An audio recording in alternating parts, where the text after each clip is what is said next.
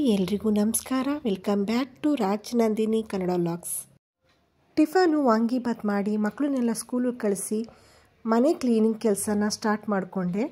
ಈ ವ್ಲಾಗಲ್ಲಿ ನನ್ನ ದಿನನಿತ್ಯದ ಡೈಲಿ ರೊಟೀನ್ ಆಗಿರುತ್ತೆ. ಕೆಲವೊಂದನ್ನು ಮಾತ್ರ ನನ್ನ ದಿನನಿತ್ಯದ ಕೆಲಸಗಳನ್ನ ಮಾತ್ರ ತೋರಿಸಿದ್ದೀನಿ. ಮಕ್ಕಳನ್ನೆಲ್ಲ ಕಳಿಸೋಷ್ಟೊತ್ತಿಗೆ ಅಡುಗೆ ಮನೆಯೆಲ್ಲ ತುಂಬ ಮೆಸ್ಸಪ್ ಆಗಿರುತ್ತೆ. ಫಸ್ಟು ನಾನು ಅಡುಗೆ ಮನೆನ ಕ್ಲೀನ್ ಮಾಡ್ಕೊತೀನಿ.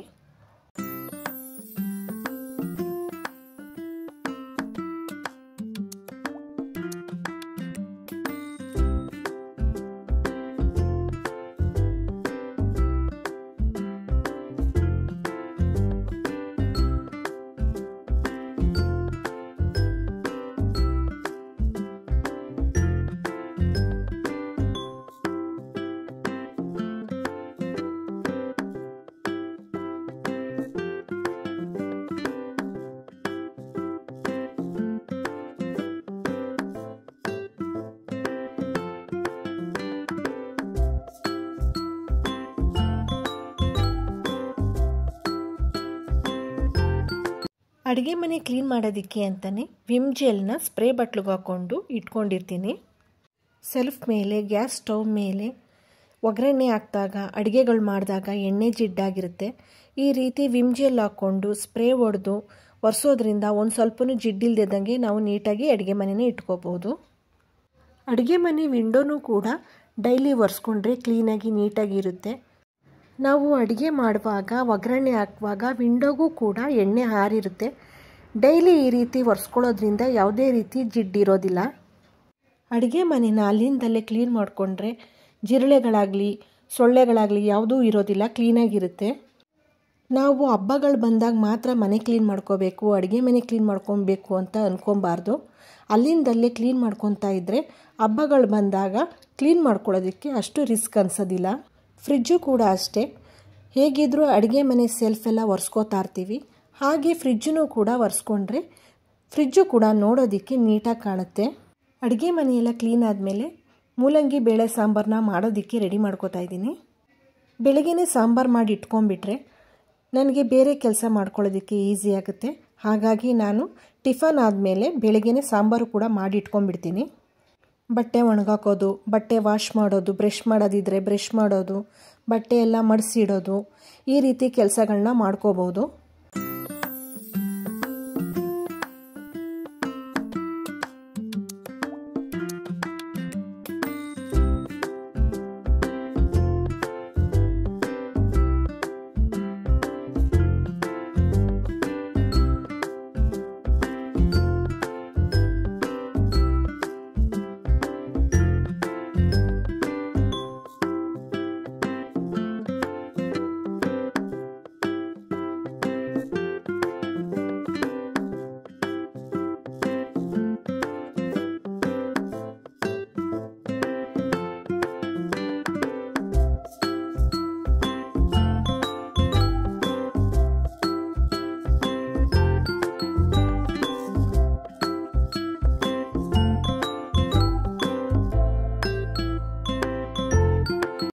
ಅಡುಗೆ ಮಾಡ್ತಾನೆ ಅಡುಗೆ ಮನೆ ಸೆಲ್ಫ್ ಎಲ್ಲ ಕ್ಲೀನ್ ಮಾಡ್ಕೊಂಡ್ಬಿಡ್ತೀನಿ.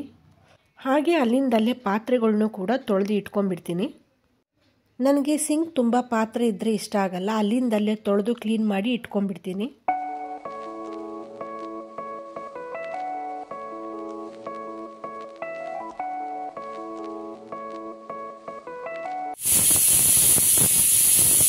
ದೋಸೆ ಮಾಡೋದಕ್ಕೆ ಅಂತ ಅಕ್ಕಿನ ನೆನೆಸ್ತಾ ಇದ್ದೀನಿ. 2 ಪಾವು ಅಕ್ಕಿಗೆ 1 ಚಿಕ್ಕ ಗ್ಲಾಸಲ್ಲಿ ಉದ್ದಿನಬೇಳೆ ಹಾಕೋತಾ ಇದ್ದೀನಿ. 2 ಸ್ಪೂನಷ್ಟು ಮೆಂತ್ಯ ಹಾಕೋತಾ ಇದ್ದೀನಿ. ಇಷ್ಟನ್ನು ಹಾಕ್ಕೊಂಡು ಚೆನ್ನಾಗಿ ಒಂದು 5 ರಿಂದ 6 ಸತಿ ತೊಳೆದು ಇಟ್ಕೋತಾ ಇದ್ದೀನಿ.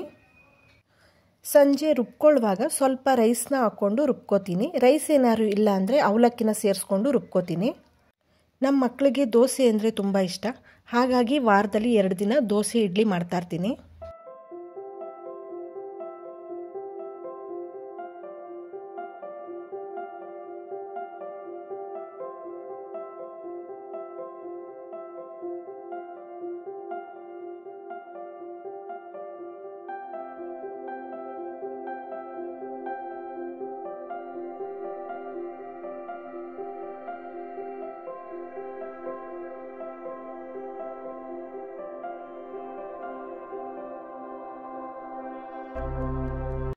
ಸಾಂಬಾರೆಲ್ಲ ಮಾಡಿಟ್ಟು ಅಡುಗೆ ಮನೆ ಕೆಲಸ ಎಲ್ಲ ಮುಗಿಸಿ ಟಿ ವಿ ಯೂನಿಟ್ಟು ಧೂಳಾಗಿತ್ತು, ಕ್ಲೀನ್ ಮಾಡ್ಕೋತಾ ಇದ್ದೀನಿ.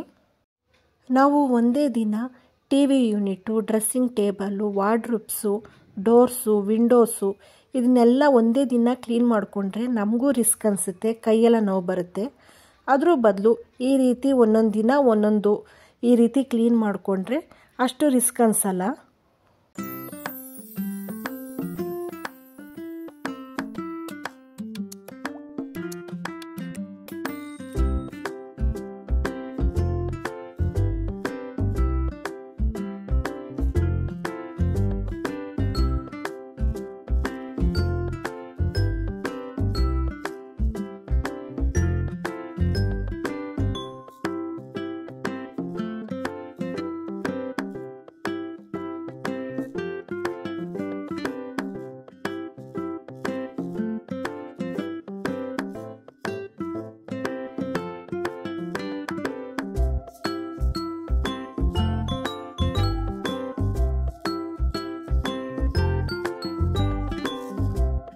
ಇದು ಈವ್ನಿಂಗ್ ವ್ಲಾಗ್ ಆಗಿರುತ್ತೆ.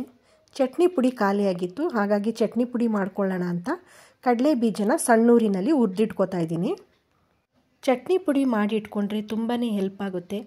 ನಾವೇನಾದರೂ ಚಪಾತಿ ಮಾಡಿದಾಗ ಸಾಗುನೋ ಪಲ್ಯನೋ ಮಾಡಿಲ್ಲ ಅಂದರೆ ಚಟ್ನಿ ಪುಡಿ ಹಾಕ್ಕೊಂಡು ಮೊಸರು ಹಾಕ್ಕೊಂಡು ತಿನ್ಬೋದು. ಬೇಕಾದರೆ ಮೊಸರು ಇಲ್ಲದೆ ಹಾಗೆ ಕೂಡ ತಿನ್ಬೋದು, ತುಂಬ ಚೆನ್ನಾಗಿರುತ್ತೆ. ಚಪಾತಿಗೆ ಚಟ್ನಿ ಏನಾದರೂ ಮಾಡಿದಾಗ ಮಕ್ಕಳಿಗೆ ಲಂಚ್ ಬಾಕ್ಸ್ಗೆ ಹಾಕೋಕ್ಕಾಗಲ್ಲ, ಏಕೆಂದರೆ ಮಧ್ಯಾಹ್ನದಷ್ಟೊತ್ತಿಗೆ ಅದು ಕೆಟ್ಟೋಗುತ್ತೆ. ಈ ರೀತಿ ಚಟ್ನಿ ಪುಡಿ ಮಾಡಿಕೊಂಡ್ರೆ ಬಾಕ್ಸ್ಗೆ ಹಾಕ್ಬೋದು. ನಾವೆಲ್ಲಾದರೂ ಟ್ರಿಪ್ಗೆ ಹೋಗುವಾಗಲೂ ಕೂಡ ಈ ರೀತಿ ಚಟ್ನಿ ಪುಡಿನ ಮಾಡಿಕೊಂಡು ತೊಗೊಂಡೋಗ್ಬೋದು. ಕಡಲೆ ಬೀಜನ ಸಣ್ಣೂರಿನಲ್ಲಿ ಫ್ರೈ ಮಾಡ್ಕೊಂಡಾದಮೇಲೆ ಕರಿಬೇವು, ಬ್ಯಾಡಗಿ ಮೆಣಸಿನ್ಕಾಯಿ, ಖಾರದ ಮೆಣಸಿನ್ಕಾಯಿನ ಹಾಕ್ಕೊಂಡು ಫ್ರೈ ಮಾಡ್ಕೋತಾ ಇದ್ದೀನಿ. 2 ಸ್ಪೂನಷ್ಟು ಜೀರಿಗೆ, ಬೆಳ್ಳುಳ್ಳಿನ ಹಾಕ್ಕೊಂಡು ಲೈಟಾಗಿ ಫ್ರೈ ಮಾಡ್ಕೋತಾ ಇದ್ದೀನಿ. ಬೆಳ್ಳುಳ್ಳಿ ಮತ್ತು ಜೀರಿಗೆನ ತುಂಬ ಸೀದೋಗೋ ಹಾಗೆ ಫ್ರೈ ಮಾಡ್ಕೋಬಾರ್ದು, ಲೈಟಾಗಿ ಫ್ರೈ ಮಾಡ್ಕೋಬೇಕು.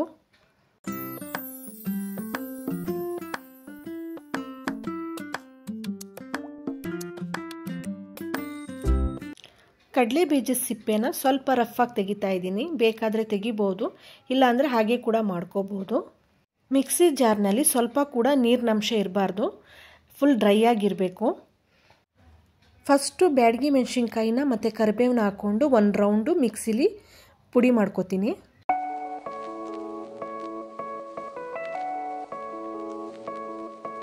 ಒಂದು ರೌಂಡ್ ಇಷ್ಟು ಪುಡಿ ಮಾಡಿಕೊಂಡು ಜೀರಿಗೆ, ಬೆಳ್ಳುಳ್ಳಿ, ಕಡಲೆ ಬೀಜ, ಸ್ವಲ್ಪ ರುಚಿಗೆ ತಕ್ಕಷ್ಟು ಉಪ್ಪನ್ನು ಹಾಕ್ಕೊಂಡು ಸ್ವಲ್ಪ ತರ್ತರಿಯಾಗೂ ಅಲ್ಲ ನುಣ್ಣಗೂ ಅಲ್ಲ ಆ ರೀತಿ ಪುಡಿ ಮಾಡ್ಕೋತೀನಿ.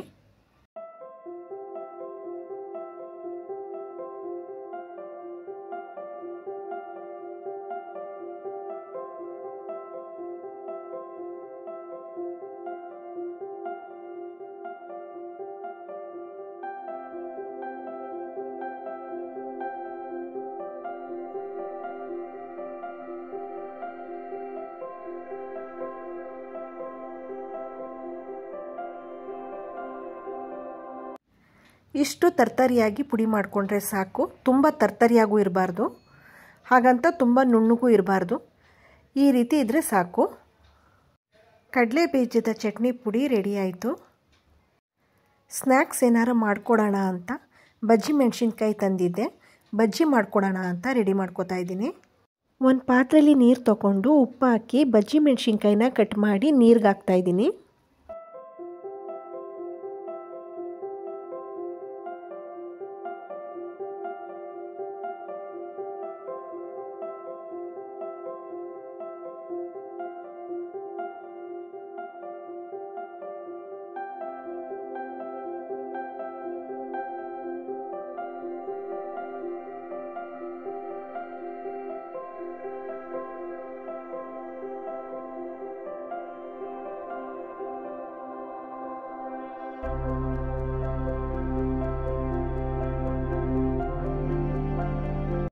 ಕಡಲೆ ಹಿಟ್ಟು, 2 ಸ್ಪೂನ್ ಅಕ್ಕಿ ಹಿಟ್ಟು, 2 ಸ್ಪೂನಷ್ಟು ಚಿಲ್ಲಿ ಪೌಡ್ರ್ ತೊಗೊಂಡಿದ್ದೀನಿ. ನಮ್ಗೆ ಎಷ್ಟು ಖಾರ ಬೇಕೋ ಅಷ್ಟನ್ನು ಹಾಕೋತಾ ಇದ್ದೀನಿ. ಕಾಯಿಸಿ ಇಟ್ಕೊಂಡಿರುವಂಥ ಎಣ್ಣೆ ಹಾಕೋತಾ ಇದ್ದೀನಿ. 1 ಸ್ಪೂನಷ್ಟು ರುಚಿಗೆ ತಕ್ಕಷ್ಟು ಉಪ್ಪನ್ನು ಹಾಕಿ ಚೆನ್ನಾಗಿ ಮಿಕ್ಸ್ ಮಾಡ್ತಾಯಿದ್ದೀನಿ. ನಾನು ಸೋಡಾನ ಹಾಕ್ತಾಯಿಲ್ಲ, ಸ್ವಲ್ಪ ಅರಿಶಿನ ಪುಡಿ ಹಾಕ್ತಾಯಿದ್ದೀನಿ. ಸ್ವಲ್ಪನೇ ನೀರನ್ನು ಸೇರಿಸ್ಕೊಂಡು ಮಿಕ್ಸ್ ಮಾಡ್ತಾಯಿದ್ದೀನಿ.